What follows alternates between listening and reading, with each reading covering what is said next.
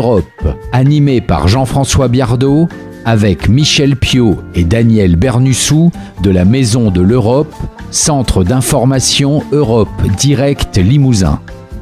Tout ce qu'on dit sur l'Europe et tout ce qu'on ne dit pas sur l'Europe, eh bien vous allez le savoir en écoutant cette chronique. Daniel, si on écoute les populistes de tout poil, les États, les nations n'ont plus aucune initiative dans leur politique économique. Alors je vous pose la question, est-ce que Bruxelles dicte la politique économique de la France ?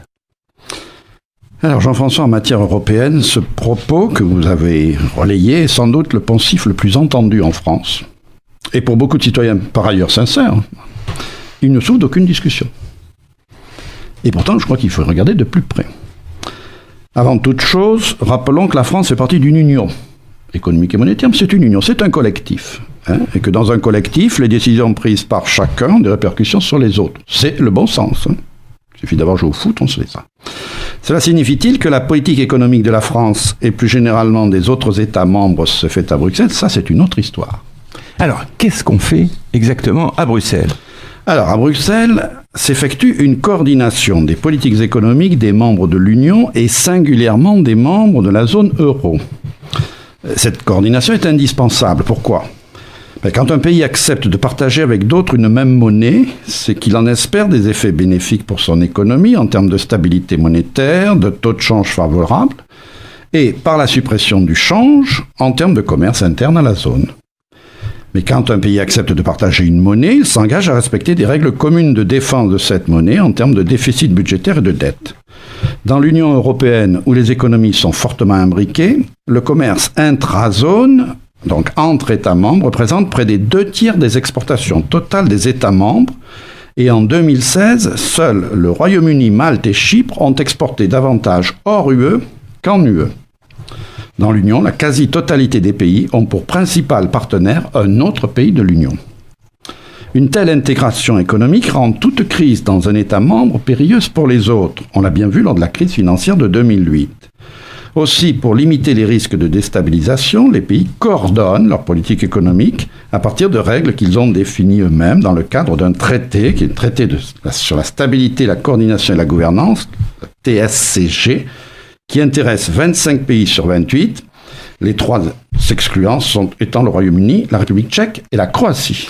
Alors, comment s'effectue cette coordination ? Alors, cela, c'est évidemment un peu technique. Cette coordination s'opère dans le cadre du semestre européen. Tous les ans, en février, la Commission dresse pour chacun des États membres un bilan de santé économique sous forme d'un rapport spécifique et elle avance des recommandations de politique économique. En juin, ces recommandations sont discutées et approuvées par le Conseil européen, dont je rappelle que ce sont les chefs d'État et de gouvernement. Chaque pays prend en compte ces recommandations dans la préparation de son budget à l'automne, en termes d'objectifs, tout en gardant le choix des moyens pour les atteindre.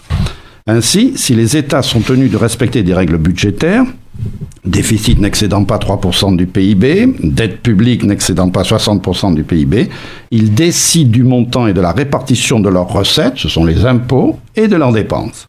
Ainsi, au Danemark et en France, les dépenses publiques représentent 55% du PIB, en Allemagne 44% et en Irlande 27%.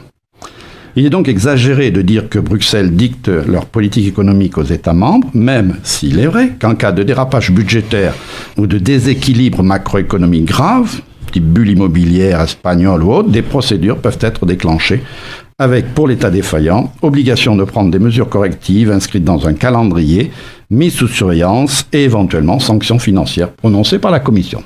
Alors, quelle est la situation de la France ? Alors, la France est dans une situation peu confortable. En effet, depuis 2009, la France est en procédure de déficit excessif. Je rappelle, plus de 7% de déficit en 2010, 5,2% en 2011. Or, si en 2011, crise aidant, 24 pays étaient dans cette situation, en 2017, seuls 2 pays de la zone euro sont au-delà des 3%, l'Espagne et la France. Il y en a un troisième, mais il ne fait pas partie de la zone euro, donc il n'est pas concerné, c'est le Royaume-Uni. Remarquons bien que en déficit budgétaire de 4,4% en 2014, de 3,6% en 2015 et de 3,4% en 2016, donc bien qu'en déficit budgétaire, la Commission n'a pas prononcé de sanctions contre la France. Par ailleurs, la France est aussi considérée en déséquilibre macroéconomique avec l'Italie, le Portugal et Chypre en raison du niveau élevé de sa dette publique, pratiquement 100%. On est à 98% aujourd'hui du PIB et de la faible compétitivité de son économie avec une croissance très molle et un important déficit commercial.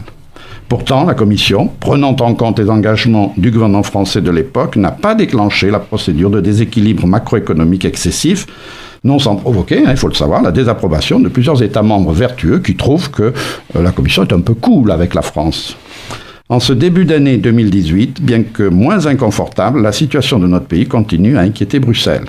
Le déficit est certes passé sous la barre des 3% en 2018, mais la réduction est jugée insuffisante. La compétitivité est perçue comme faible, d'où plusieurs recommandations du Conseil des ministres en juillet 2019, réforme du droit du travail, de l'assurance chômage, de la formation professionnelle, fiscalité, notamment sur les sociétés.